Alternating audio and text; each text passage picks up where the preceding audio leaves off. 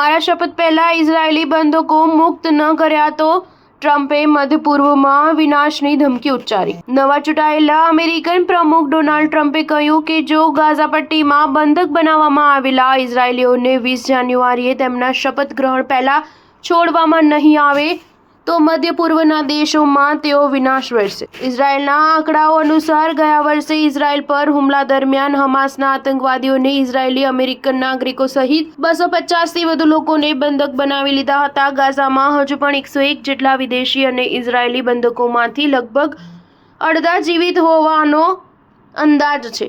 ટ્રમ્પે પોતાના નિવેદનમાં કહ્યું, જો 20 જાન્યુઆરી 2025 સુધીમાં બંધકોને છોડવામાં નહીં આવે તો મધ્ય પૂર્વમાં તબાહી સર્જાશે। માનવતા વિરુદ્ધ આ અત્યાચાર કરનારાઓ સામે કડક કાર્યવાહી કરવામાં આવશે। તેમણે કહ્યું કે જે લોકોએ આવું કર્યું તો તેમને અમેરિકાના ઇતિહાસની સૌથી મોટી સજા આપવામાં આવશે। ટ્રમ્પે કહ્યું કે જો યોગ્ય સમયે કાર્યવાહી નહીં કરવામાં આવે તો અમેરિકા એવી સજા આપશે જે આજ સુધી કોઈને ન મળી હોય।